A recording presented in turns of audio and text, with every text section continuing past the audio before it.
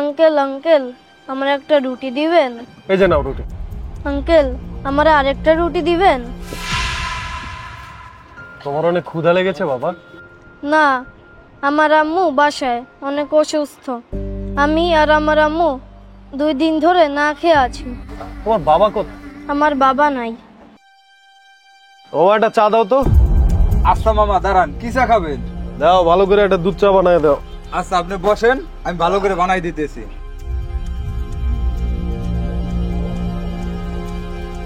ও মামা তাড়াতাড়ি দাও।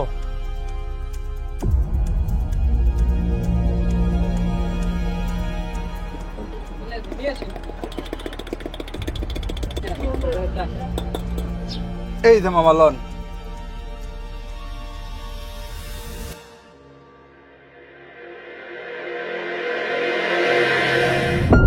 আঙ্কেল আঙ্কেল আমার একটা রুটি দিবেন?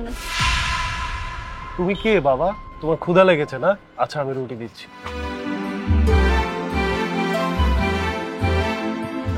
এই যে নাও রুটি।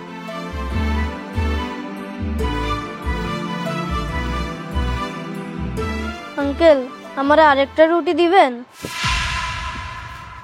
তোমার অনেক ক্ষুধা লেগেছে বাবা? না, আমার আম্মু বাসায় অনেক অসুস্থ। আমি আর আমার আম্মু 2 দিন ধরে না খেয়ে আছি। আচ্ছা তোমার মা অসুস্থ? ঠিক আছে আমি দিচ্ছি। তোমার বাবা কোথায়? আমার বাবা নাই, আর আম্মু বাবার কথা কোনোদিন বলে নাই। আচ্ছা তোমার মা কি করে? সেলাই করে। একটা অফিসে অনেক লোকজন মিলে অনেক লোকজনের সাথে আম্মু সেলাই করে। বুঝতে পেরেছি, তার মানে গার্মেন্টসে কাজ করে। আচ্ছা তোমার মা যে অসুস্থ, তার চিকিৎসা করাওনি? আঙ্কেল আমার তো টাকা নাই। আচ্ছা ঠিক আছে, চলো আমি তোমার সাথে যাব। আঙ্কেল আপনি আমাকে বাসায় যাইবেন? হ্যাঁ চলো। মামা 2টা রুটি দাও তো।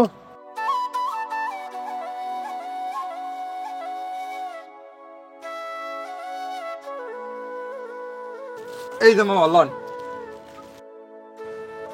চলো বাবা।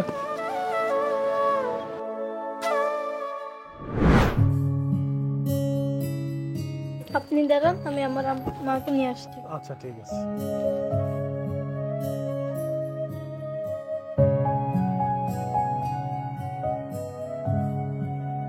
আসসালামু আলাইকুম। ওয়ালাইকুম আসসালাম। বাবুর কাছে শুনলাম আপনি নাকি অসুস্থ। হ্যাঁ, আমি কিছুদিন যাবত অসুস্থ, আর অসুস্থতার জন্য কাজেও যাইতে পারি না। আর বাবু যে বাসা থেকে কখন বের হয়ে গেছে আমি টেরও পাইনি। আচ্ছা আপনার স্বামী সংসার এগুলো কোথায়? আমার স্বামী বিদেশ গেছে, আর বিদেশ যাওয়ার পর থেকে আমগর কোনো খোঁজ খবরই নেয় নাই। আপনি যোগাযোগ করার চেষ্টা করেননি?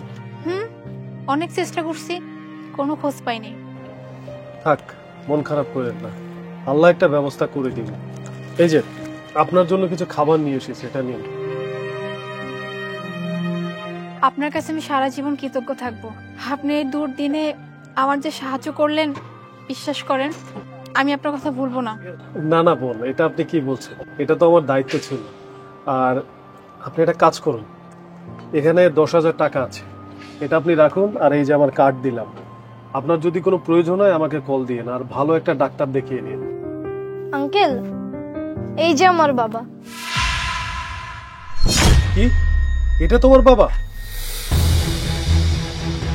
এটা আপনার হাজবেন্ড? জি, ওই আমার স্বামী।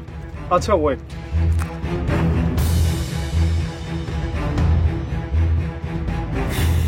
হ্যালো, আপনি কোথায় এখন? আচ্ছা আপনি একটা কাজ করেন, আমি লোকেশন দিচ্ছি, এখানে ইমার্জেন্সি এখন চলে আসে।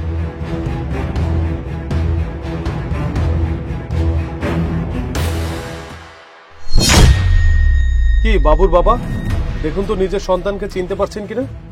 স্যার কি বলছেন আপনি? স্যার আপনার মনে হয় কোথাও ভুল হচ্ছে স্যার, আমি তো এদেরকে চিনি না। বাচ্চা, তুই তো নিজের সন্তানকে চিনোস না, না নিজের স্ত্রীর চিনোস না।